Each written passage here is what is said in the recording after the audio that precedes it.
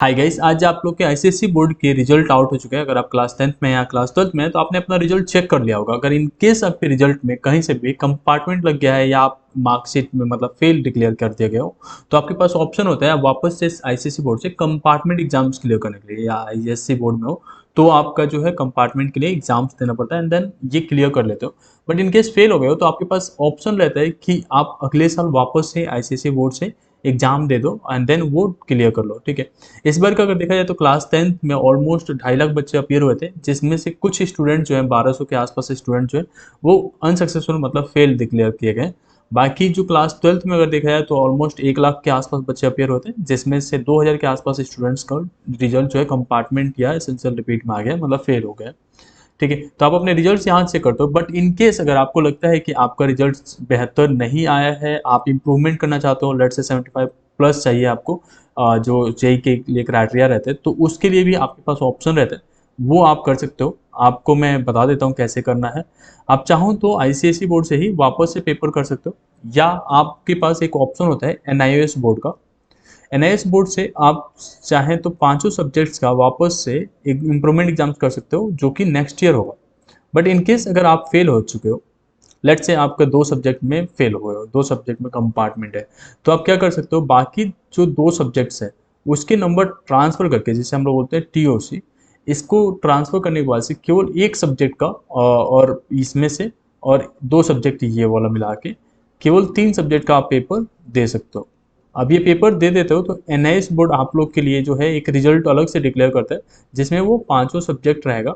ठीक है, एंड वो हर जगह वैलिड रहता है, वैल्यू का तो कुछ वो नहीं है। आपके बोर्ड एग्जाम्स जो है केंद्रीय विद्यालय में होता है, जो सेंट्रल गवर्नमेंट के स्कूल्स होते हैं सीबीएसई से अफिलेटेड, वहाँ पे होता है, आईसीएसई में नहीं होता है। बट ये काम करता है, आपके अगर रिजल्ट्स में फेल डिक्लेयर है तो आप ये वाले ऑप्शंस के साथ जा सकते हो। बाकी अगर आपके कंपार्टमेंट आ गया है तो आप आईसीएसई से ही कंपार्टमेंट क्लियर कर सकते हो, वो अभी कुछ दिनों में हो जाएगा। आप अपने स्कूल से कनेक्ट करोगे, वो लोग सारा कुछ करा देते हैं। अगर इन केस वही फेल हो गए हो या एब्सेंट हो गए थे बोर्ड एग्जाम्स में, तो आप एनआईएस से अभी अभी एग्जाम्स दे के पास कर सकते हो। ये एक बहुत ही अच्छा ऑप्शन रहता है, national institute of open schooling, जो जून में पेपर होना होता है। इनकेस अगर आप एनआईएस से पेपर देना चाहते हो तो आपको सिंपली हमें व्हाट्सअप करना है इस नंबर पे, बाकी का सारा चीज़ें हम लोग प्रोवाइड करा देंगे, सारे इन्फॉर्मेशन आपको प्रोवाइड कर देंगे। आप इस नंबर पे व्हाट्सअप भी कर सकते हो, 8874042453।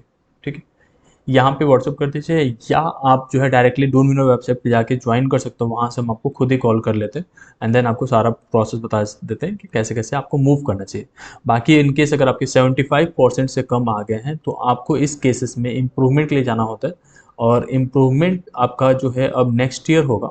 अगर आईसीएसई बोर्ड से भी देना चाहते हो तो भी, या अगर आप एनआईएस बोर्ड से भी करना चाहते हो तो इसके लिए अगर आप ड्रॉप लेने जा रहे हो, ठीक है, तो बेहतर ऑप्शंस रहते हैं। ड्रॉप वाले स्टूडेंट्स के लिए ही इस तरीके का अपॉर्चुनिटीज़ अच्छा रहता है। ठीक है, तो जो भी आपको डिसीजन लेना है आप उसके हिसाब से लो।